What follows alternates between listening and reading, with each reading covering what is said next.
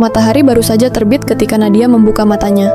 Seperti biasa, sebelum anaknya terbangun, ia harus sudah bersiap menyiapkan sarapan. Dengan langkah perlahan, ia menuju dapur mungil di rumah kontrakan mereka. Tangannya lincah menyalakan kompor, mengaduk nasi yang ia panaskan kembali dari sisa kemarin. Hari ini, ia hanya bisa menggoreng telur untuk sarapan.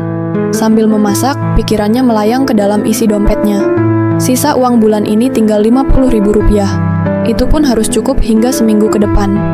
Ia menarik napas panjang, mencoba menenangkan pikirannya. Saat sarapan, anak semata wayangnya, Dita, yang baru berusia 6 tahun, duduk di meja makan dengan mata berbinar. "Mama, nanti Dita boleh beli susu coklat di sekolah?" tanyanya polos. Nadia terdiam. Ia tahu Dita sangat suka susu coklat di kantin, tapi harga satu kotaknya lebih dari yang bisa ia keluarkan sekarang. Ia mencoba tersenyum, meskipun hatinya perih. "Nanti kita lihat ya sayang, kalau ada rezeki, Mama belikan," ucapnya lembut. Dita mengangguk, tanpa sadar bagaimana beratnya beban di pundak ibunya. Di sudut lain rumah, Bram, suaminya, baru saja bersiap-siap berangkat kerja. Ia mengenakan kemeja mahal yang sudah disetrika rapi oleh Nadia. "Nadia, ini uang bulanan," katanya sambil meletakkan beberapa lembar uang di atas meja. Nadia menatap uang itu. Seperti biasa, hanya Rp1.500.000. Jumlah yang sama selama bertahun-tahun, tidak pernah bertambah, meskipun harga kebutuhan pokok terus naik. "Mas, ini benar cuma segini?" tanyanya hati-hati.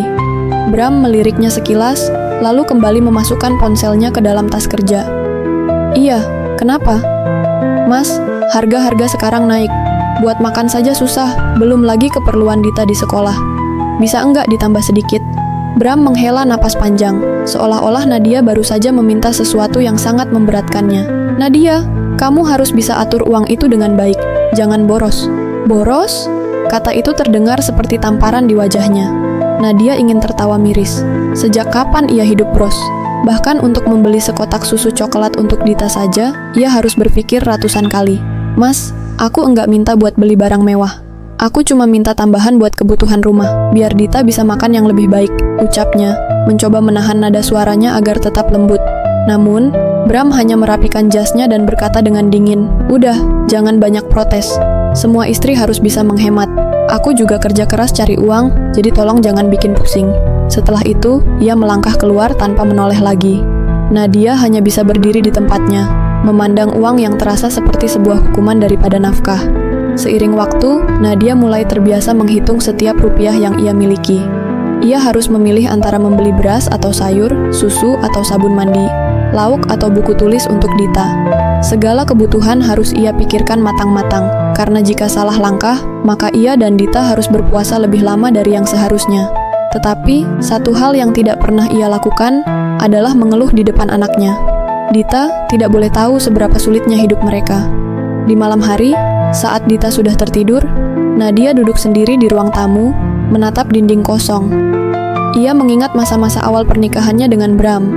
Dulu, Bram begitu perhatian, tidak pernah berkata kasar, bahkan sering membelikannya hadiah kecil. Namun, semua itu berubah setelah Dita lahir. Perlahan, perhatian Bram mulai berkurang.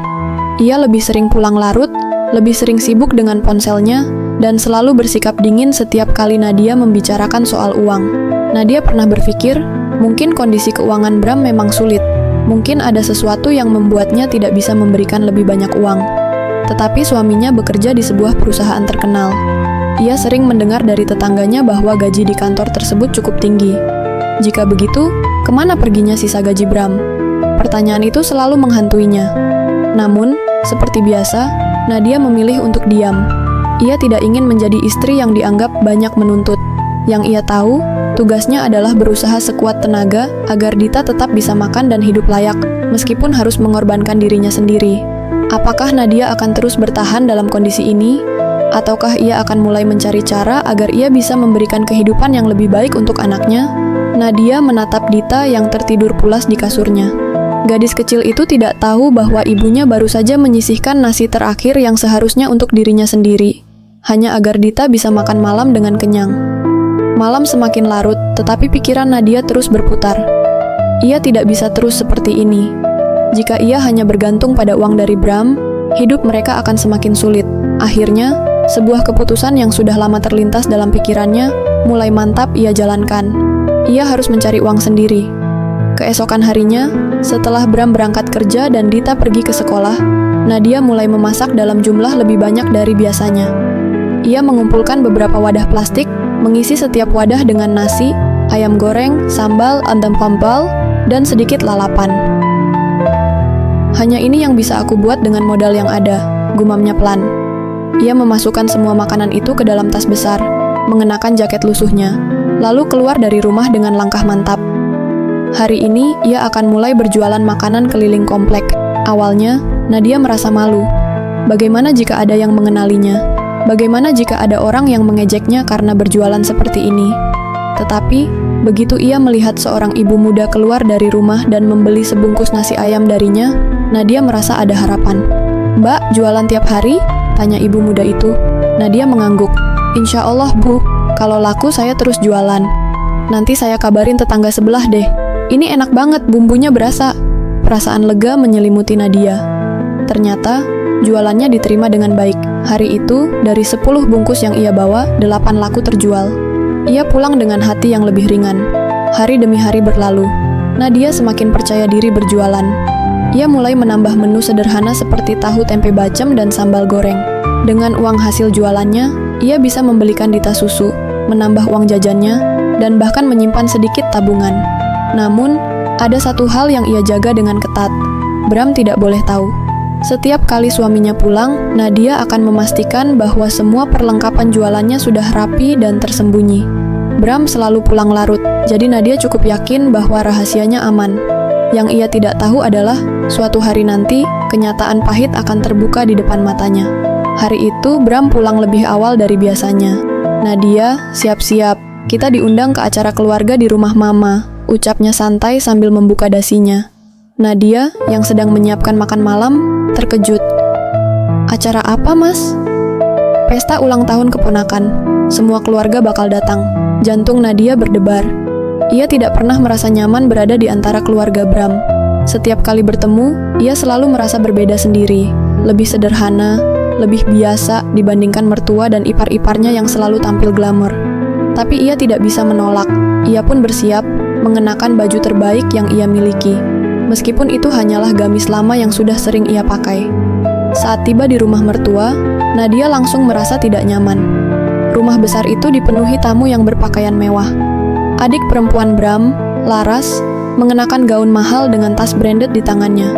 Ibunya, Bu Retno, tampil anggun dengan perhiasan emas berkilauan. Nadia menunduk sedikit, merasa penampilannya paling sederhana di antara mereka semua. Tak butuh waktu lama sebelum sindiran mulai berdatangan. "Kak Nadia, bajunya masih yang itu lagi?" Laras tersenyum sinis. "Enggak, minta dibelikan yang baru sama Mas Bram." Nadia tersenyum tipis. "Baju ini masih bagus kok. Tapi sayang ya kak, Mas Bram kan kerja di perusahaan besar. Harusnya bisa beliin istri baju yang lebih bagus," tambahnya sambil melirik ibunya. Bu Retno hanya tersenyum kecil, lalu menepuk tangan. "Ya sudah, enggak usah dibahas. Memang beda kelas, enggak usah dibanding-bandingkan." Sindiran itu menusuk hati Nadia. Ia diam, mencoba menahan air mata yang hampir jatuh. Apa mereka tidak tahu bagaimana selama ini ia harus bertahan hidup dengan uang pas-pasan? Sementara itu, Bram sama sekali tidak membela istrinya. Ia sibuk mengobrol dengan kerabat lain, seolah-olah tidak mendengar apapun. Namun, kejutan terbesar malam itu datang ketika Nadia tidak sengaja mendengar percakapan antara Bu Retno dan Laras. Mereka berbicara di sudut ruangan, suara mereka pelan, tapi cukup jelas untuk Nadia dengar. "Ibu, bulan depan Bram bakal kirim uang lagi kan?" tanya Laras dengan nada manja. "Tentu, tiap bulan dia selalu kasih kok," jawab Bu Retno santai. "Buat apa kamu khawatir? Selama ini dia yang biayain kamu, dari belanja, skincare, sampai liburanmu itu." Laras tertawa kecil. "Iya sih, aku kan belum kerja, jadi siapa lagi yang bayarin kalau bukan Mas Bram?" Nadia merasa dunia di sekelilingnya berhenti berputar. Jadi ini alasan Bram selalu menyuruhnya berhemat? Jadi, uang yang seharusnya untuk keluarganya sendiri, justru diberikan untuk ibunya dan adiknya agar bisa hidup mewah? Tiba-tiba semua kepingan puzzle itu tersambung. Kenapa Bram selalu memberikan uang bulanan yang sedikit? Kenapa setiap kali ia meminta tambahan, Bram selalu mengatakan bahwa mereka harus berhemat? Kenapa ia harus berjualan makanan keliling demi memberi makan anak mereka? Sementara suaminya ternyata menghidupi ibunya dan adiknya dalam kemewahan. Tangannya gemetar, dadanya sesak. Nadia ingin menangis, ingin berteriak, ingin bertanya kenapa Bram tega melakukan ini padanya dan anak mereka. Tetapi, ia hanya bisa berdiri di sudut ruangan, menahan air matanya agar tidak jatuh di depan orang-orang yang selalu meremehkannya. Satu hal yang pasti, Nadia tidak bisa terus seperti ini. Sepanjang perjalanan pulang, Nadia diam. Tidak ada satu kata pun yang keluar dari mulutnya. Bram, yang biasanya sibuk dengan ponselnya, akhirnya menyadari keheningan itu. "Kamu kenapa?" tanyanya santai, sambil tetap menyetir. Nadia menoleh, menatap suaminya dengan pandangan yang sulit diartikan. "Aku mau tanya sesuatu, Mas." Selama ini, gaji Mas selain yang dikasih ke aku, kemana?" Bram menghela napas. "Kamu mulai lagi, Nat. Aku kan udah bilang, kita harus hemat." Nadia menggenggam ujung gamisnya, mencoba meredam emosinya yang semakin memuncak. "Hemat buat siapa, Mas? Aku atau keluargamu?" Bram terdiam.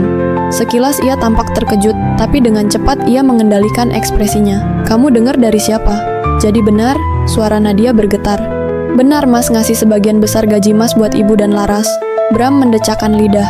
"Mereka butuh, Nat. Laras belum kerja, ibu juga sudah tua. Aku anak laki-laki satu-satunya, wajarlah kalau aku bantu mereka." "Dan aku?" Suara Nadia meninggi. "Aku yang tiap bulan cuma dikasih 1,5 juta rupiah buat makan dan kebutuhan anak kita? Itu menurut Mas wajar?" Bram menatap Nadia sekilas dengan ekspresi kesal. "Ya makanya aku bilang hemat. Harusnya kamu bisa atur uang segitu." Nadia tertawa miris. "Atur uang? Mas tahu nggak, aku sampai harus jualan makanan keliling buat bisa kasih Dita susu." Kini, giliran Bram yang terkejut. "Apa?" "Aku jualan, Mas. Keliling kompleks tiap pagi. Dorong gerobak sendirian, masak dari subuh, supaya anak kita bisa makan lebih layak. Karena kalau aku cuma mengandalkan uang dari Mas, Dita enggak akan bisa beli susu, enggak bisa jajan di sekolah, bahkan aku pun sering enggak makan." Bram terdiam. Tapi bukannya merasa bersalah, ekspresinya justru berubah menjadi marah. "Jadi kamu jualan di belakang aku?" Suaranya terdengar dingin. "Malu-maluin, Nat. Suami kamu kerja di kantor besar, istrinya malah jualan keliling. Kamu enggak mikir apa kata orang?" Kata-kata itu seperti tamparan keras di wajah Nadia. "Mas, lebih malu aku jualan makanan daripada malu karena aku dan Dita kelaparan?" "Bukan begitu, Nat." "Oh, atau Mas lebih malu kalau orang-orang tahu istri Mas ini hidup miskin, sementara ibu dan Laras bisa belanja tiap minggu pakai uang Mas?" Bram membanting setir ke kiri dan menepikan mobil dengan kasar. "Kamu enggak ngerti, Nat. Aku laki-laki. Aku harus tanggung jawab sama keluargaku." Nadia tertawa getir. "Dan aku siapa, Mas? Aku bukan keluarga Mas. Dita bukan keluarga Mas. Kita ini apa? Beban?" Bram menghela napas berat, lalu menatap Nadia dengan dingin. "Aku cuman ngelakuin apa yang seharusnya aku lakukan. Keluarga itu nomor 1. Nadia merasa hatinya hancur. Jadi selama ini, Bram tidak pernah melihat dirinya dan Dita sebagai bagian utama dari keluarganya. Ia hanya seorang istri, seorang ibu dari anaknya, yang dianggap bukan prioritas. Tangannya mengepal. Ia merasa lelah. Selama bertahun-tahun, ia bertahan, mencoba mengerti, mencoba bersabar. Tetapi kali ini, ia sadar, ia sudah cukup bersabar. Nadia duduk diam di dalam mobil yang masih terparkir di tepi jalan. Matanya memerah, hatinya hancur berkeping-keping. Bram masih diam di sampingnya. Tidak ada rasa bersalah, tidak ada penyesalan. Ia hanya duduk dengan wajah kesal, seolah-olah Nadialah yang menjadi sumber masalah malam ini. Keduanya terdiam cukup lama, hanya suara kendaraan yang melintas menemani mereka. Nadia menarik napas dalam, berusaha menahan tangis yang hampir meledak. Tapi sekuat apapun ia mencoba, air mata itu tetap jatuh, membasahi pipinya yang sudah lama menahan luka batin. "Mas tahu," suaranya lirih, hampir berbisik. "Aku dulu nikah sama Mas, karena aku percaya Mas bisa jadi suami yang baik. Aku percaya kita bisa bangun keluarga yang bahagia, sederhana pun tak apa." Ia mengangkat wajahnya yang penuh air mata dan menatap Bram yang masih enggan menoleh ke arahnya. "Tapi ternyata aku salah." Suaranya semakin bergetar. "Mas bukan cari istri. Mas cuma cari orang buat ngurusin anak dan rumah Mas, tapi bukan untuk jadi bagian dari keluarga Mas." Bram menghela napas panjang, seolah-olah bosan dengan pembicaraan ini. Nadia, udahlah, semua istri pasti ngalamin hal kayak gini. Kamu aja yang terlalu drama. Nadia menelan kepedihan itu mentah-mentah. Semua istri? Ia tersenyum getir. Semua istri harus nerima dikasih nafkah seadanya sementara suaminya menghamburkan uang untuk ibunya dan adiknya. Semua istri harus rela jualan makanan keliling diam-diam. Sementara suaminya membelikan barang-barang mahal untuk keluarganya sendiri. Matanya semakin berkaca-kaca. Mas Bram, Dita itu anak kita, bukan anak orang lain. Kenapa dia yang harus berhemat, sementara Laras bisa belanja skincare mahal tiap bulan? Kenapa aku yang harus berjuang sendirian buat kasih dia makan, sementara Mas sibuk menyenangkan mereka? Bram masih tidak menjawab. Nadia tertawa kecil, tapi suaranya terdengar sangat pahit. Mas, enggak sayang sama aku, enggak apa-apa. Nadanya semakin lirih. Tapi kenapa Mas enggak sayang sama Dita? Apa dia bukan darah daging Mas juga? Kali ini, wajah Bram berubah. Ia mulai terlihat tidak nyaman. Nadia, jangan bawa-bawa anak. Aku harus bawa-bawa anak kita, Mas. Karena aku yang selama ini harus mikirin gimana caranya supaya dia bisa tetap hidup layak. Aku yang harus ngitung setiap rupiah yang tersisa di dompet. Aku yang harus nahan lapar biar anak kita bisa makan. Bram mulai kesal. Aku enggak minta kamu jualan kan? Itu keputusan kamu sendiri. Nadia menahan isakannya. Aku jualan karena aku harus, Mas. Aku jualan karena aku enggak mau anak kita hidup seperti ini. Tangisnya pecah. Bram masih tidak berkata apa-apa. Ia hanya mengetukkan jarinya di setir mobil, menandakan bahwa ia tidak ingin melanjutkan pembicaraan ini lebih lama lagi. Kita pulang, ucapnya singkat, menyalakan mesin mobil. Nadia memalingkan wajahnya, menatap keluar jendela, menyesali semua pilihan yang pernah ia buat. Beberapa hari kemudian, sejak malam itu, Nadia dan Bram hampir tidak berbicara. Bram tetap pulang larut, bahkan lebih sering dari biasanya.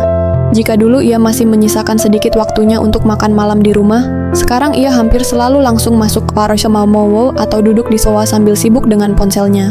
Nadia tidak bertanya lagi. Untuk apa? Ia sudah tahu jawabannya. Bram tidak akan berubah.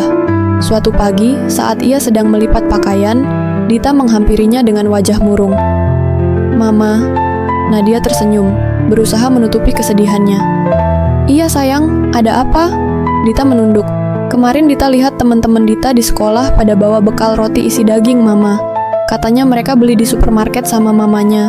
Nadia menahan napas. Tapi Dita enggak minta kok, lanjut Dita.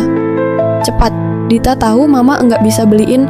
Sekuat tenaga, Nadia menahan air matanya agar tidak jatuh di depan anaknya. Ia mengusap kepala Dita dengan lembut. Maaf ya, sayang. Suaranya serak. Dita mengangguk, tapi Nadia bisa melihat kekecewaan di matanya. Saat itu juga, hati Nadia hancur lebih dari sebelumnya. Apakah ia harus terus bertahan seperti ini? Apakah ia harus terus hidup dalam keterbatasan, sementara suaminya sibuk membahagiakan orang lain? Apakah ia harus terus membiarkan Dita tumbuh dalam keadaan seperti ini, tanpa masa kecil yang layak? Nadia menyadari sesuatu. Ia sudah terlalu lama diam. Malam itu, setelah Dita tidur, ia duduk sendirian di ruang tamu, menatap dinding kosong, berpikir keras. Kemudian, ia mengambil sebuah kertas dan mulai menulis sesuatu. Besok, hidupnya akan berubah. Pagi itu, Nadia bangun lebih awal seperti biasa. Bukan karena ia bersemangat, tetapi karena ia tahu bahwa tidak ada pilihan lain. Ia menatap Dita yang masih terlelap, tubuh mungil itu tampak begitu damai dalam tidurnya. Nadia mengusap kepalanya dengan lembut. Dita adalah satu-satunya alasan ia bertahan. Sejak perdebatan dengan Bram malam itu, hubungan mereka semakin dingin. Bram semakin jarang berbicara dengannya. Bahkan ketika di rumah, ia lebih banyak bermain ponsel atau pergi keluar tanpa memberitahu. Namun, ada satu perubahan besar yang menyakitkan bagi Nadia. Bram mulai mengawasi setiap gerak-geriknya. Hari ketika segalanya berubah, Nadia tetap berjualan seperti biasa. Dengan modal yang semakin menipis, ia hanya bisa membuat nasi uduk sederhana dengan lauk telur dadar dan orek tempe. Saat ia keluar rumah dan hendak berjalan menuju kompleks untuk menjual dagangannya, sebuah suara menghentikannya. Nadia, jantungnya mencelos. Bram berdiri di depan pintu, menatapnya dengan dingin. Kamu mau kemana? Tanyanya tanpa ekspresi. Nadia berusaha bersikap tenang. Aku mau jualan, Mas. Ekspresi Bram berubah. Kali ini ada kemarahan di matanya. Kamu masih jualan? Nadia terdiam. Mas, aku butuh uang buat Dita. Aku enggak bisa cuma diam dan pasrah. Bram mendekat, suaranya menekan. Aku udah bilang, aku enggak mau istri aku jualan keliling kayak gini. Apa kamu enggak malu-maluin aku? Nadia menatap suaminya dengan nanar. Malu? Suaranya lirih. Mas malu aku jualan, tapi Mas enggak malu. Aku harus ngutang ke warung buat beli makan? Mas enggak malu, anak kita harus nahan keinginan kecilnya karena kita enggak punya cukup uang. Bram mendengus. Aku masih ngasih kamu uang tiap bulan kan? Kamu aja yang enggak bisa atur uang dengan baik. Nadia hampir tertawa mendengar itu. Uang 1,5 juta per bulan untuk makan, bayar listrik, beli perlengkapan sekolah Dita, dan kebutuhan lain? Mas, aku bukan orang bodoh. Aku tahu berapa gaji Mas. Aku tahu Mas bisa kasih lebih, tapi Mas lebih pilih kasih ke ibu dan Laras. Brak! Bram meninju dinding di sebelah Nadia, membuat wanita itu sedikit terlonjak. Kamu jangan bawa-bawa keluarga aku lagi. Suaranya meninggi. Aku yang kerja, aku yang mutusin uang aku mau kemana. Nadia merasa darahnya mendidih. Dan aku yang hidup dengan uang itu, Mas. Aku yang harus mikirin Dita. Aku yang harus cari cara supaya dia enggak ngerasa kekurangan. Mas pikir aku jualan buat siapa? Aku jualan buat anak kita. Bram mendekatkan wajahnya ke wajah Nadia. Suaranya semakin tajam. Aku larang kamu jualan lagi, katanya tegas. Nadia membeku. Air matanya mulai berkumpul, tapi ia menahannya. Bram melanjutkan, seolah-olah ia sedang memberikan keputusan yang tidak bisa diganggu-gugat. Kamu di rumah aja, urus anak, masak, bersihin rumah. Itu tugas kamu. Nggak usah sok-sokan cari duit sendiri. Nadia merasa dunianya runtuh. Kalau aku tetap jualan, tanyanya, suaranya hampir tidak terdengar. Bram menyeringai dingin. Aku bakal ngurangin uang bulanan kamu lebih dari sekarang. Biar kamu tahu rasanya ngelawan suami. Air mata Nadia jatuh. Bukan karena ancaman itu, tapi karena ia sadar, suaminya benar-benar tidak peduli. Hari-hari tanpa harapan. Sejak hari itu, Nadia berhenti berjualan. Bukan karena ia tidak ingin, tapi karena setiap kali ia mencoba keluar rumah dengan membawa dagangan, Bram akan menunggu di pintu, dan mengawasinya seperti tahanan. Uang bulanan tetap tidak bertambah. Bahkan sesekali Bram memotongnya lebih sedikit dari biasanya. Alasannya, masih bisa bertahan kan? Jika uangnya habis sebelum waktunya, Nadia harus memutar otak. Ia mulai meminjam uang ke warung, mengganti belanjaan dengan yang lebih murah. Bahkan terkadang ia harus berbohong kepada Dita bahwa ia sudah makan, padahal kenyataannya ia menahan lapar. Dita pun mulai bertanya, Mama kenapa enggak jualan lagi? Nadia tersenyum, menahan rasa sakit di hatinya. Mama capek sayang.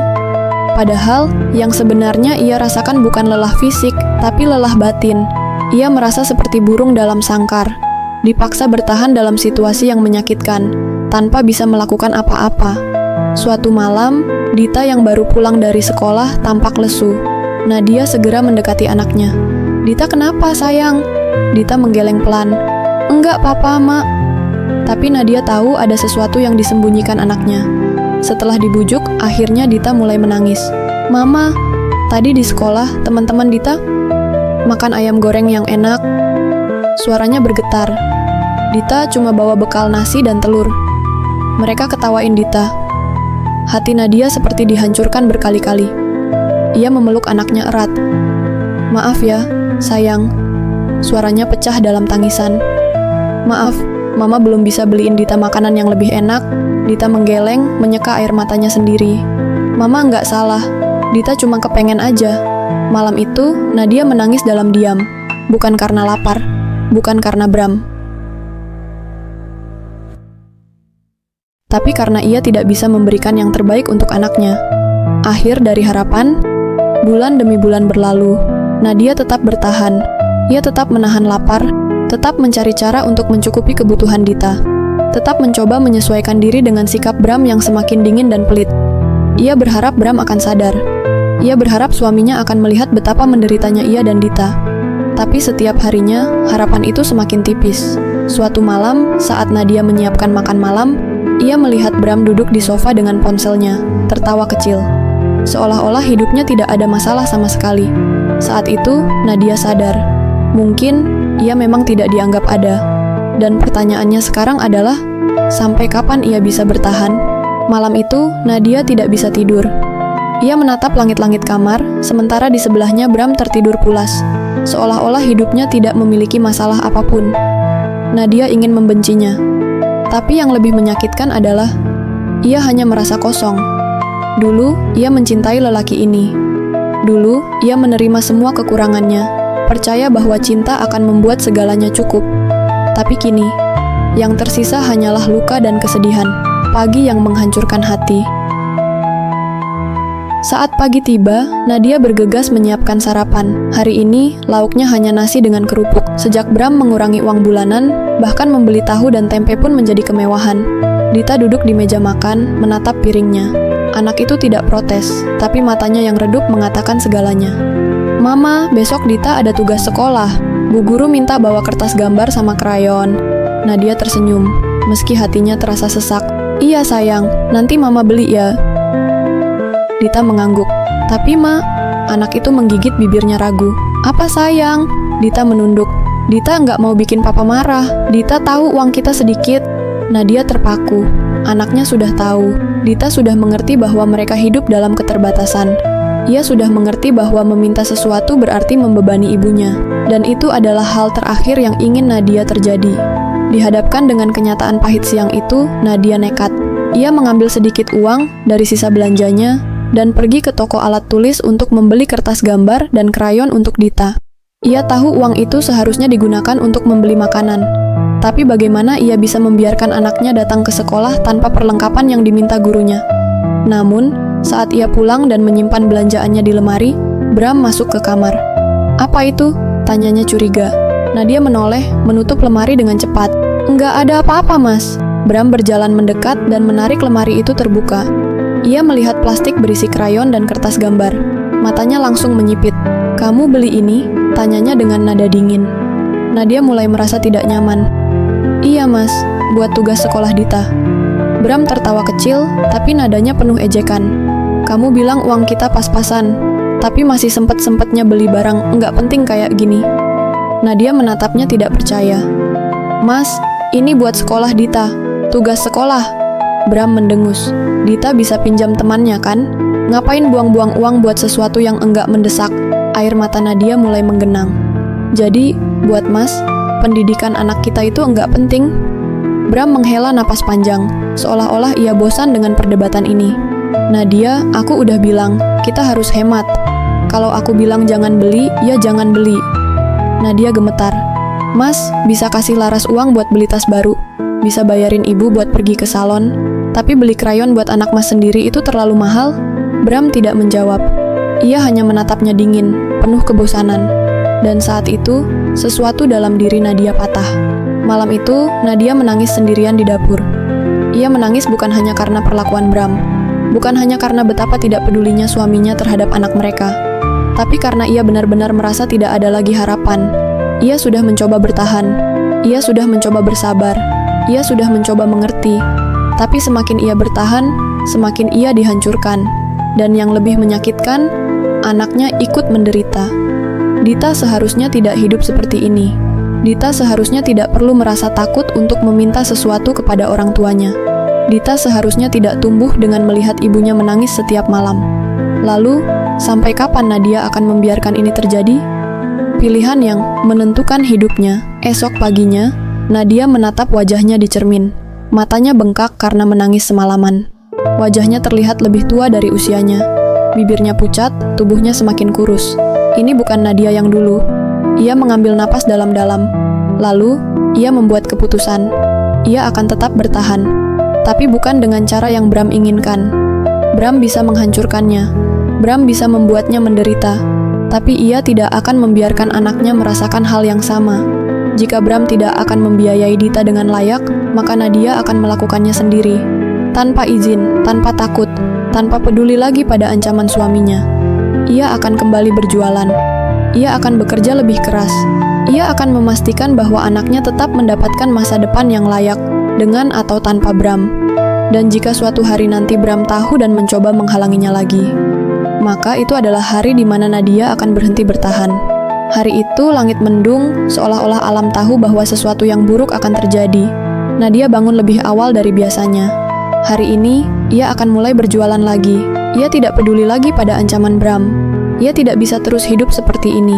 Ia harus melindungi Dita. Dengan hati-hati, ia memasukkan nasi uduk buatannya ke dalam wadah plastik, lalu menyimpannya di dalam tas besar. Namun, sebelum ia sempat melangkah keluar, suara pintu kamar terbuka dengan kasar. Bram berdiri di sana, matanya penuh amarah. "Kamu mau kemana?" Nadia terkejut. "Mas, aku..." Bram melihat tas besar di tangannya dan langsung tahu apa yang sedang terjadi. "Kamu bandel ya?" Suaranya menggelegar. Nadia mundur selangkah. "Mas, aku cuma mau jualan. Aku butuh uang buat Dita." "Aku nggak bisa cuma diem." Bram menghampirinya dengan cepat. Dalam sekejap, tas berisi dagangan yang ada di tangan Nadia dirampas dan dilempar ke lantai. Brak! Wadah-wadah makanan berserakan. Nasi, ayam goreng, dan sambal berceceran di lantai. Hasil kerja kerasnya hancur begitu saja. Nadia tertegun. Matanya memanas, bukan karena takut, tapi karena sakit hati. "Mas, kenapa?" Suaranya bergetar. Bram menatapnya dengan tajam. "Aku udah bilang jangan jualan. Kamu bego ya? Enggak ngerti kalau aku bilang enggak, ya enggak." Nadia menggigit bibirnya. "Aku butuh uang buat anak kita, Mas."